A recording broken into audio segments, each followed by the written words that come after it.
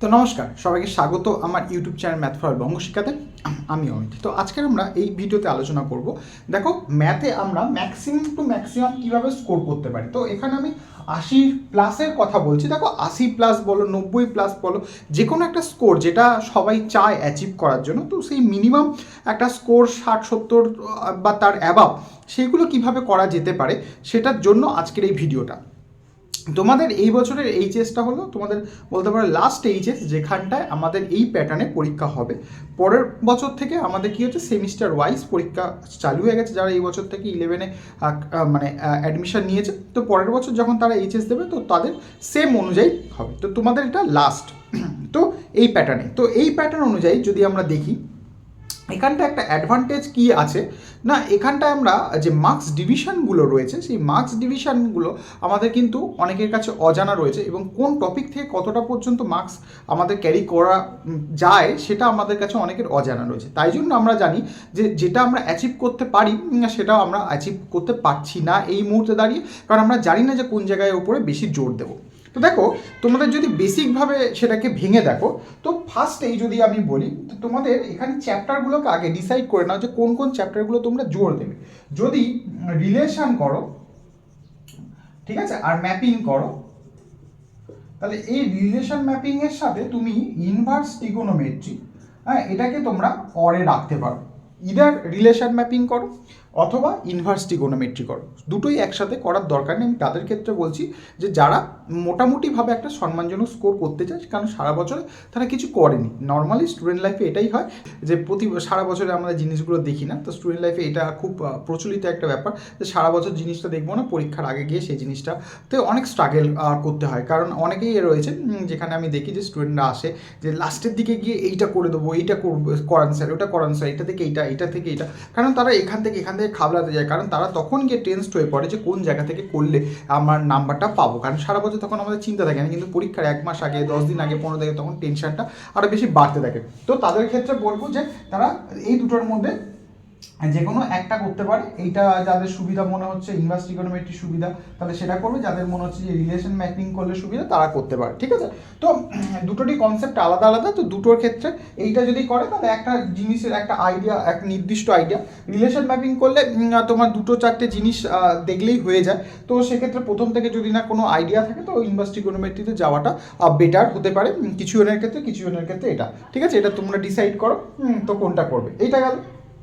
Major part যেটা থাকে সেটা হলো তোমাদের যে ডেরিভেটিভ ইন্টিগ্রেশনের যে পার্টটা রয়েছে, যেটাকে আমরা বলি ক্যালকুলাস। এই ক্যালকুলাসের পার্টে তোমরা দুটো পার্ট করছো, একটা হলো ডেরিভেটিভ আর একটা হলো ইন্টিগ্রেশন, ঠিক আছে। এবং তার সাথে সাথে কি থাকছে, এই দুটোরই অ্যাপ্লিকেশন থাকছে, ডেরিভেটিভ আর ইন্টিগ্রেশনের অ্যাপ্লিকেশন থাকছে। তাহলে ডেরিভেটিভ আর ইন্টিগ্রেশনের অ্যাপ্লিকেশন থাকছে এই ক্যালকুলাস পার্টে, এবং তার সাথে কি আছে, লিমিট আমরা 11এও পড়ে এসেছিলাম। তো লিমিটের সাথে এখানে কন্টিনিউটি, ডিফারেন্সিবিলিটি থাকছে। তো আমি বেসিক একদম কোর জায়গায় চলে গেছি। তো সেখানটায় ডেরিভেটিভের ফার্স্ট অর্ডার, সেকেন্ড অর্ডার, ইন্টিগ্রেশনের ক্ষেত্রে আমি একদম একটা ভিডিও করার চেষ্টা করেছিলাম, মানে 2 দিন ক্লাসেই করেছি। তো লাইভ সেখানটায় যারা বেসিক জিনিসগুলো এখনও পর্যন্ত জানো না, যে ইন্টিগ্রেশন কীভাবে করতে হয়, যে কোন কোন জায়গায় অসুবিধা হচ্ছে, আটকাচ্ছে, সেটা করা রয়েছে। এই ভিডিওর ডিসক্রিপশনেও আমি ভিডিওর লিঙ্ক দিয়ে দিচ্ছি, সেখান থেকে তোমরা দেখে নিও। তো এই ইন্টিগ্রেশনে ডেফিনাইট, ঠিক আছে, তারপরে হলো তোমাদের হলো সাবস্টিটিউশনের দুটো এক্সারসাইজ রয়েছে, তোমার হলো বাইপার্স, তারপরে তোমাদের হলো স্পেশাল ফর্ম। তো এই সমস্ত জায়গাগুলো একটুখানি দেখে নিতে হবে, এবং তার সাথে সাথে একটুখানি ডেফিনাইট ইন্টিগ্রেশনের 2-1টা জায়গা, সেখান থেকে অঙ্ক অবধারিত আসেই। তো এইখানে ইন্টিগ্রেশন, এবার ডেরিভেটিভ আর ইন্টিগ্রেশন মিলিয়ে এখানটায় তাদের অ্যাপ্লিকেশন। এবার যদি কারোর মনে হয় যে আমার ইন্টিগ্রেশন ডেরিভেটিভ একসাথে মাথায় ঢুকছে না, তাহলে সে যেটা স্বাচ্ছন্দ্য বোধ করছে সেটাতেই যাও, দুটো একসাথে করার দরকার নেই।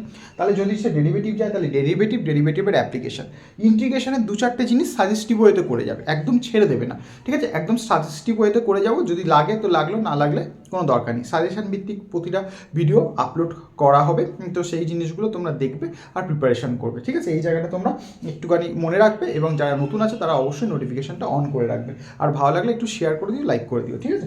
তো এখানে এইটা পুরোটাই করতে পারলে মোটামুটি 30-এর কাছাকাছি আমরা নাম্বার 25 থেকে 30 মতন আমরা এখানে স্কোর করে যেতে পারি, কারণ এটা প্রায় 35 বা 33 মার্কসের মতো এটা ক্যারি করে। ঠিক আছে, এবারে এখান থেকে শিওর শর্ট প্রশ্ন একটা এলপিপি আমরা করছি।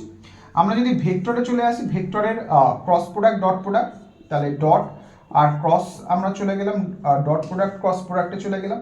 আর এখানটায় যদি ভেক্টরের 3D করি, ওখানে একদম স্পেসিফিক অঙ্ক, একদম এই একটা করলেই প্রতিটা এক্সারসাইজ থেকে হয়ে যাবে, বেশি খুব করতে গেলে দুটো করে করার বেশি দরকার থাকে না।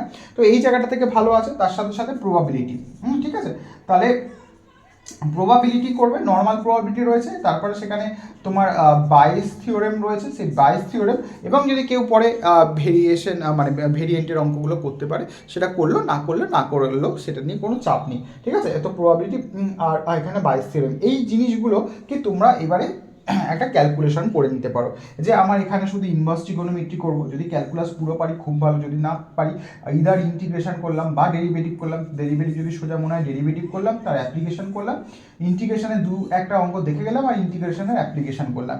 ঠিক আছে, এলপিপি অবশ্যই করবো, এখানে ডট প্রোডাক্ট ক্রস প্রোডাক্ট থেকে অঙ্ক করবো, এবং তার সাথে এখানে 3 যখন চলে আসে 3তে 2-1টা আমরা অঙ্ক সেখানটায় নিয়ে নেবো। হ্যাঁ, আর তার সাথে সাথে প্রবাবিলিটি, মোটামুটি এইভাবে আমরা সাজাতে পারি। যদি আমাদের মিনিমাম টার্গেট দেখো 60 থেকে 70 টোটালে থাকে, তাহলে আমাকে মিনিমাম আমাদেরকে টার্গেট রিটেনের চেষ্টা করতে হবে 50 পাওয়ার মতন, কারণ তুমি যেটা টার্গেট করবে সেখানে কিছু ভুল আসতে পারে। তাহলে সেইখানের মধ্যে যদি আমি ক্যালকুলাসটাকে বেশি পরিমাণে নিয়ে আসতে পারি, অ্যাটলিস্ট 25 নাম্বার নিয়ে আসতে পারি ক্যালকুলাস থেকে, আমি 25 ছেড়ে দিলাম, যদি 20 নিয়ে আসতে পারি, রিলেশন ম্যাপিং থেকে যদি আমরা 6 নিতে পারি, এলপিপি থেকে আমরা 5-এর মতো নিতে পারি, তাহলে এখান থেকে 5 যদি নিতে পারি, এখান থেকে যদি 5-10 নিতে পারি, দেখো এখানে আরও 20, এখানে 5-5-10, 21, এখানে 21 নাম্বার হয়ে গেল। ঠিক আছে, 20, 21, 41।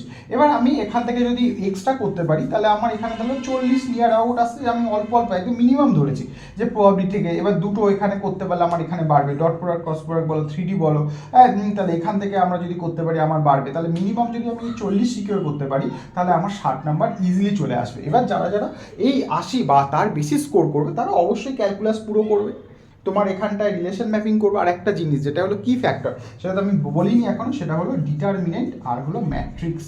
ঠিক আছে, এখান থেকে মোটামুটি 10-11 নম্বর আসে, তাহলে সেইটাকে যদি ইনক্লুড করে নিই, তাহলে দেখো আমার এখানে 50 ইজিলি টার্গেট হয়ে যাচ্ছে। আর যারা এখানে করবে, তাহলে এখানে 30, এখানে 10, 40, এবং এখানটায় 6-7, আর এখানে এলপিপি দেখো এখানে 60 হয়ে গেল, এখান থেকে 10-10 করলে 70-80 হয়ে গেল। তাহলে রিটেনেই সে মোটামুটি 60 প্লাস যদি করে নিতে পারে, তাহলে তার 80 হয়ে যাবে। তাহলে 60 প্লাসের মধ্যে তাহলে এখানে আমার 30 করে নিচ্ছি, এখানে 10 হয়ে গেল, আমার 40 হয়ে গেল।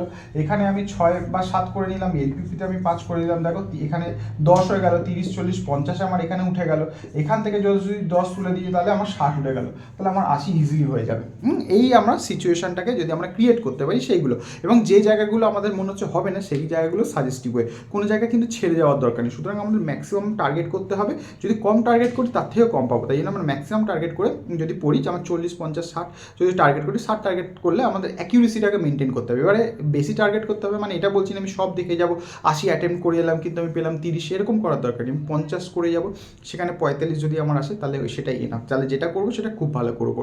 তো এইটুকুনি এখান থেকে বলার ছিল। যদি ভালো লাগে লাইক, সাবস্ক্রাইব, শেয়ার করতে ভুলবে না। তোমাদের ভিডিও আসছে, লাইভ ভিডিও হচ্ছে, এবং WBJ এর জন্য সমস্ত ভিডিও হচ্ছে, তাই জন্য অবশ্যই নোটিফিকেশনটা অন করে রাখবে। দেখা হচ্ছে পরের ভিডিওতে। Till then take care, good bye.